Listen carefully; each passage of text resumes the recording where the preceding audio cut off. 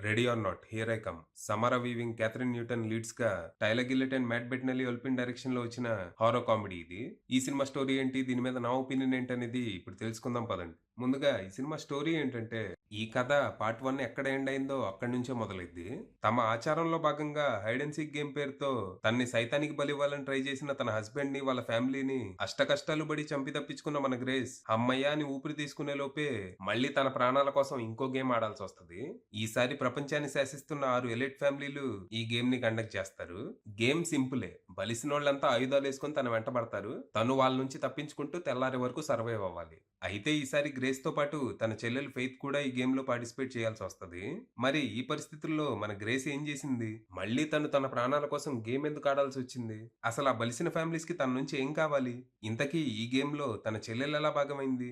చివరికి తమ ప్రాణాలు కాపాడుకోవటానికి మన గ్రేస్ అండ్ ఫెయిత్ ఎలాంటి విరోచిత పోరాటం చేశారనేది మీరు సినిమా చూసి తెలుసుకోవాలి.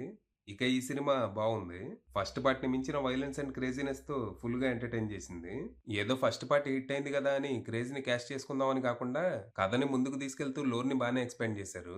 సినిమా చాలా వరకు ఫస్ట్ పార్ట్‌కి సిమిలర్ గానే ఉంటది.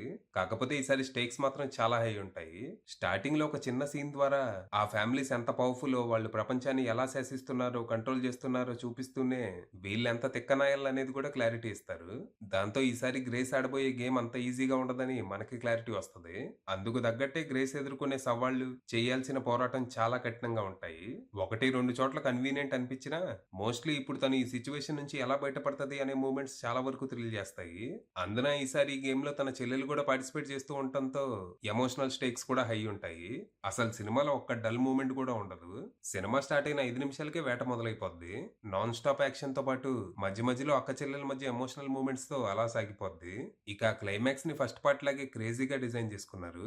ఫస్ట్ పార్ట్ లో సైతాన్ నిజంగానే ఉందని తెలియటం, బాడీలు బ్లాస్ట్ అవ్వటం అనేది క్రేజీ ట్విస్ట్. అయితే ఈసారి ఇక్కడ అలాంటి ట్విస్ట్‌లేం లేకపోయినా, ఆ క్లైమాక్స్ చాలా వైల్డ్ గా, వైలెంట్ గా, హిల్లేరియస్ గా ఉంటది. ఇక పర్ఫార్మెన్స్‌ల విషయానికొస్తే, గ్రేస్‌గా సమారా వీవింగ్ ఈసారి కూడా అదరగొట్టేయగా, తన చెల్లెలు ఫెయిత్‌గా క్యాథరిన్ కూడా బానే చేసింది. అక్క చెల్లెలుగా ఇద్దరు బానే సరిపోయారు. వీళ్ళిద్దరి మధ్య వచ్చే గొడవలు, బ్యాంటర్స్ నేచురల్ గా అనిపించాయి.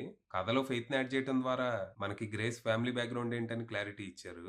ఇక మెయిన్ విలన్స్ గా సారా మిషా గెల్లర్ అండ్ షాన్ హెడసీ ఆకట్టుకోగా, ఇద్దరిలో అన్‌హింజ్డ్ క్యారెక్టర్‌లో షాన్ అద్దరగొట్టేశాడు. సినిమా అంతా మనం వెయిట్ చేస్తూ ఉంటాం, ఈ నాయాలు ఎప్పుడు చస్తాడని. ఇక ఎలైజా వుడ్‌కి పెద్దగా చేయటానికి ఏమీ లేదు. ఉన్నంతలో ఓకే అనిపిచ్చాడు. ఇక టెక్నికల్‌గా సినిమా స్ట్రాంగ్ గానే ఉంది. Production values, cinematography, background score, sound design లాంటివి టాప్ నాచ్ ఉండగా, ప్రాక్టికల్ ఎఫెక్ట్స్ కూడా చాలా బాగున్నాయి.